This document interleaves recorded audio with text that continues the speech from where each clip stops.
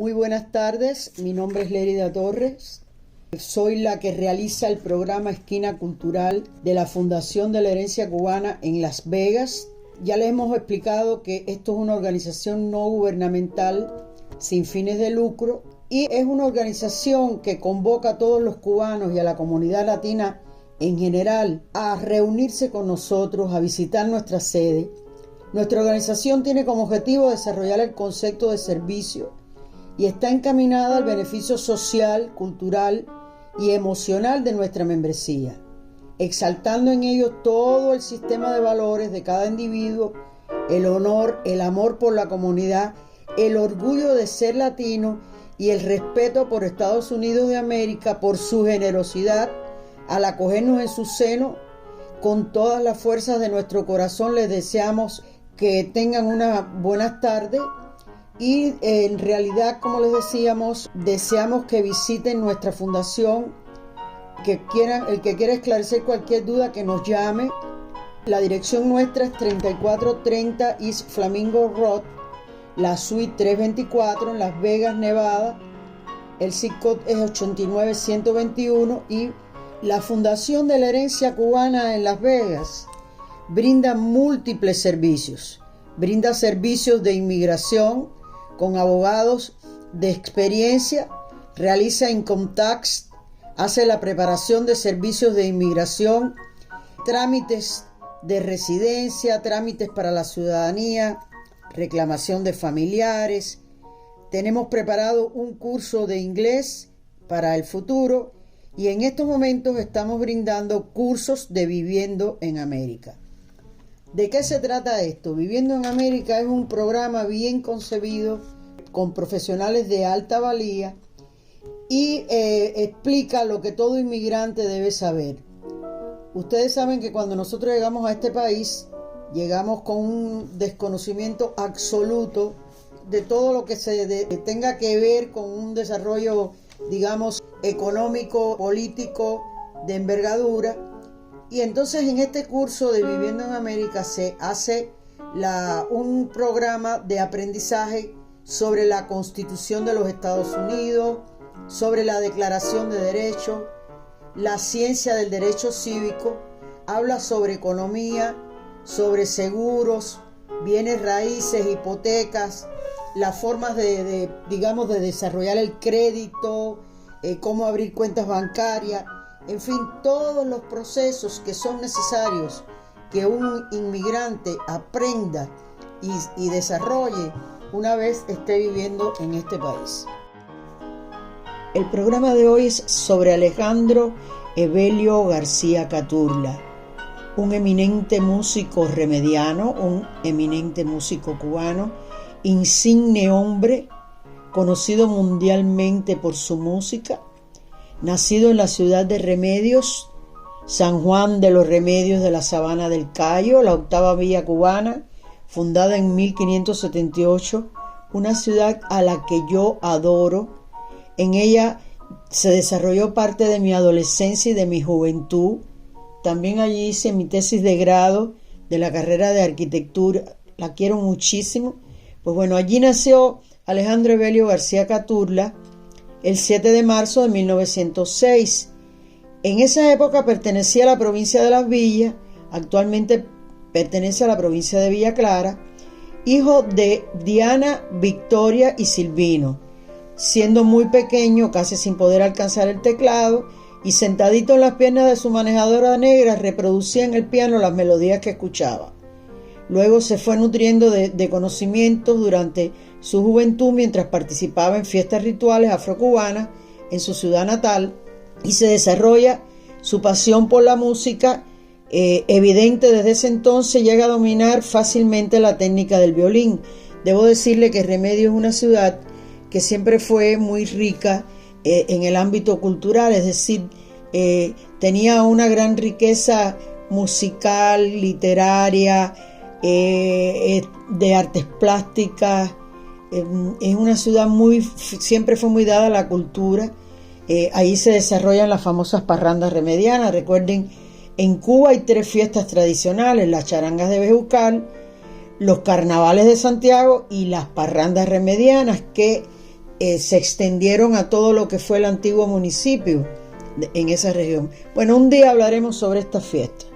Lo cierto es que es una ciudad muy rica culturalmente, que allí es donde Alejandro Evelio García Caturla realiza sus primeros estudios musicales con Fernando Strems y posteriormente con María Montalbán y Carmen Valdés. Al mudarse a La Habana para cursar estudios de Derecho en la Universidad de La Habana, estudia en clases privadas de armonía, contrapunto y fuga con Pedro San Juan Nortes. En 1923 Alejandro García Caturla comienza a estudiar la carrera de Derecho Civil en la Universidad de La Habana para complacer a su padre. En 1924 funda con sus condiscípulos de abogacía una orquesta con un formato de jazz band nombrada Caribe. En ese año mismo, 1924, ingresa en la Orquesta Sinfónica de La Habana. Era prodigiosa su facilidad para aprenderlo todo, con extraordinaria rapidez, y entre esto los idiomas, la abogacía, de la música ni hablar. Continuaba él realizando estudios de música y tratando de estar al día acerca de lo que en esos años, entre el 25 y el 27, se hacía en Europa. En 1925 se incorpora a la Orquesta Filarmónica de La Habana y su director Pedro San Juan Nortes le impartía entonces clases de armonía, composición e instrumentación. Por esta época los maestros italianos Tina Farelli y Antonio Bovi guiaron su voz de barítonos atenorando en la Academia de Canto de la Filarmónica Italiana. En ese periodo también él publica sus partituras en una revista social y allí mismo publica el Danza Lucumí, que luego formó parte del famoso tríptico orquestal conocido mundialmente, Tres Danzas Cubanas.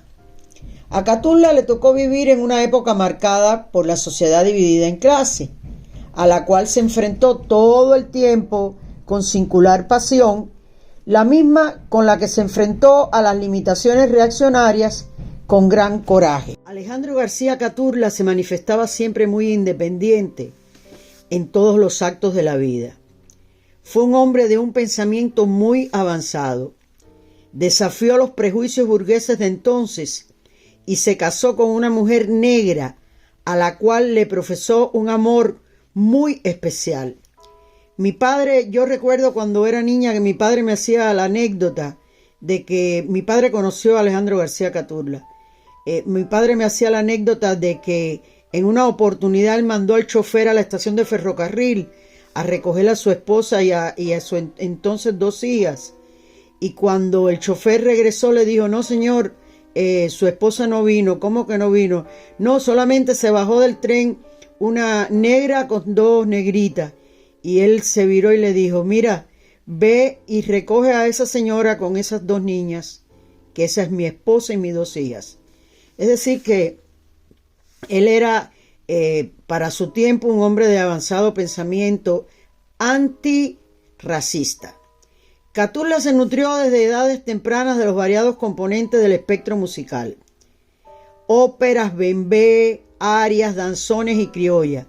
Penetraron en su oído y fueron asimilados por el desprejuiciado talento artístico del niño y del adolescente, siempre abierto a las más inimaginables sonoridades. En realidad, él conjugaba varias cosas. Estudió Derecho en la Universidad de La Habana, dirigió una jazz band, profundizó sus conocimientos en la teoría musical, escribió críticas de arte, canta en ocasiones, comparte con los intelectuales del grupo minorista. Él era muy versátil en sus pensamientos. Era un joven con una sagacidad tremenda. En 1927, al regresar a su ciudad natal y tras graduarse de abogado en la Universidad de La Habana, se dio a la tarea de fundar, animado por los mismos empeños musicales que movían a Alejo Carpentier y Amadeo Roldán, con quienes había trabado amistad durante su estancia en La Habana, una orquesta de cámara en Remedio, entregado de lleno a tratar de llevar adelante un nuevo modo de hacer música. En abril de 1927, la orquesta de cámara que fundó estrenó su obertura cubana, obra enraizada en lo más puro de la música cubana, al calor del influjo que ejercían los minoristas, con sus postulados renovadores, a algunos de cuyos miembros pudo conocer mientras él estudiaba en La Habana. En octubre de 1927 fundó en Remedio un pequeño periódico de vida efímera titulado precisamente Los Minoristas. Solo apareció un número en el cual vio la luz su primera crítica musical.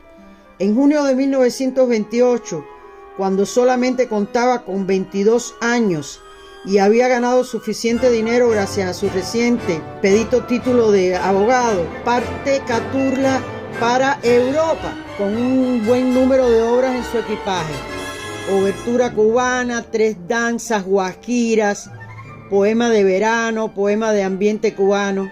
Este viaje fue una consecuencia de su relación con Alejo Carpentier y otros miembros del grupo minorista, y pasa unas semanas en Madrid, luego pasa a Sevilla y finalmente va a París, Francia, ahora acompañado del compositor mexicano Manuel Ponce.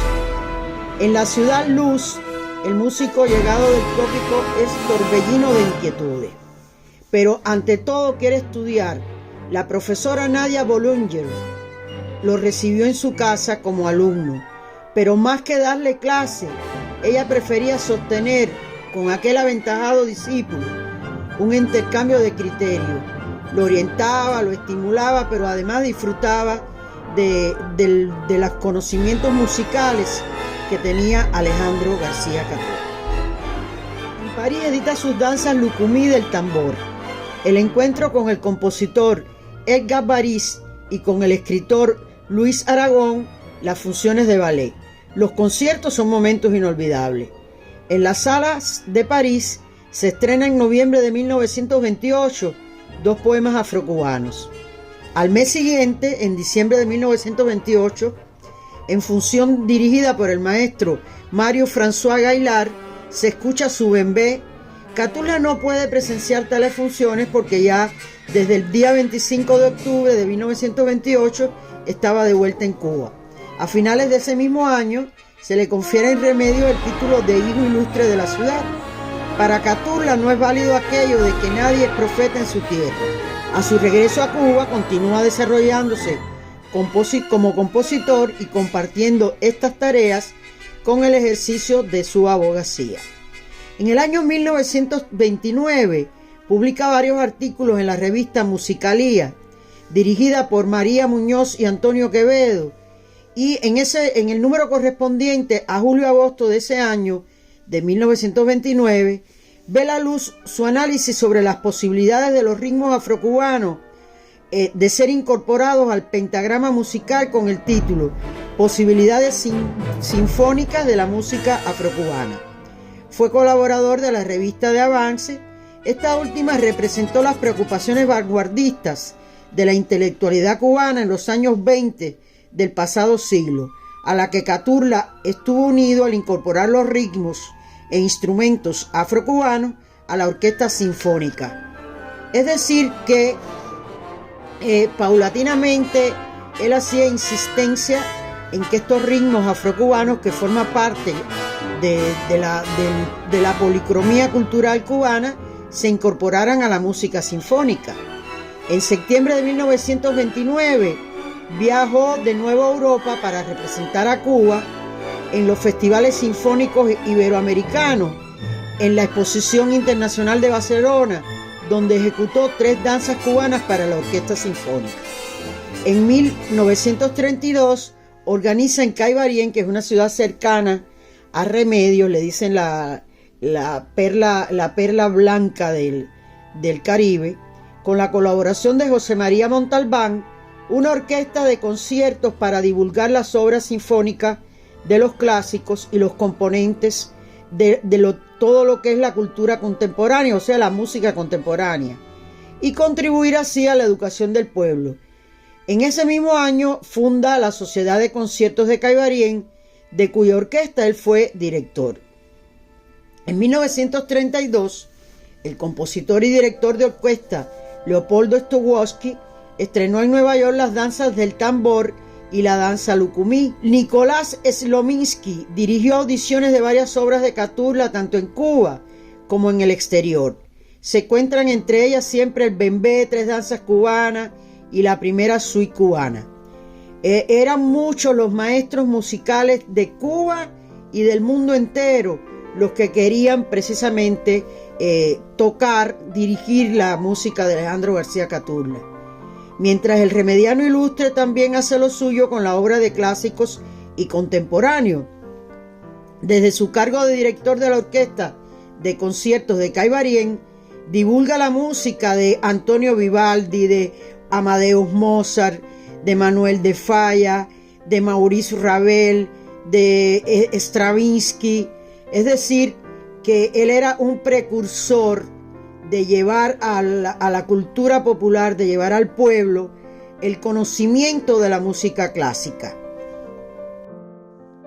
Más allá del entorno de su natal Remedio, el hijo de Diana y de don Silvino, como le identificaban los mayores, o el joven doctor Caturla, como le decía la gente del pueblo, era, para sorpresa de muchos de sus conciudadanos, uno de los compositores sinfónicos cubanos de mayor relieve, insertado plenamente en el ámbito musical de España, Francia, Alemania, Estados Unidos y otras naciones. En 1933, el joven Caturla funda la revista Atalaya, que era una revista enteramente cultural. En 1938, en el Concurso Nacional de Música, convocado en 1937 por la Dirección de Cultura de la Secretaría de Educación, gana el primer premio con obertura cubana y una mención honorífica por su suite para la orquesta. Es decir, que él tenía un prolífero actuar musical, cultural, tenía una capacidad tremenda para explicar, para enseñar. Era un hombre muy, pero muy preparado. En paralelo a su fecunda carrera musical, que hemos dicho ya que era brillante, y que siempre le voy a insistir que el que tenga la oportunidad busque las obras de Alejandro García Caturla para que vean qué colorido musical. Él nunca dejó de ejercer su carrera de abogacía, carrera de la cual se había graduado en 1927 en la Universidad de La Habana. Y es precisamente esta profesión lo que lo lleva a la muerte. Ya él había tenido un primer atentado en Palma Soriano y escapó ileso del mismo, pero Alejandro García Caturla es asesinado el 12 de noviembre de 1940 en la ciudad de Remedio, al ser baleado por un matón que lo había amenazado para que no lo acusara en un juicio que García dirigía como juez, a lo que el músico respondió que cumpliría con la justicia. El homicida, un custodio de la cárcel, seguramente inconsciente de la trascendencia de su acto brutal, ejecutaba un doble crimen: el del funcionario judicial intachable y el del músico que poseía el temperamento musical más rico y generoso aparecido en la isla, según la autorizada opinión de Alejo Carpentier, calificativos ambos a los que muy pocos pueden aspirar cuando se ha vivido solamente 34 años. Él era compositor, director de orquesta, violinista, arreglista, era juez, hombre refinado, tenía un semblante irlandés y unos ojos claros preciosos. Había sentido siempre una atracción poderosa por lo negro, lo cual le acarreó no pocas incomprensiones entre aquellos que abogaban por un folclore de sociedad. Sobre su telúrica personalidad y su ingenio se afirmó años atrás por un conocido musicólogo que únicamente un genio puede componer así. Fue uno de los compositores vitales en la esencia y en la expresión nacional durante el siglo XX. Dejó piezas sinfónicas que rastrean y enriquecen el lenguaje de las raíces negras, españolas, populares y folclóricas de Cuba.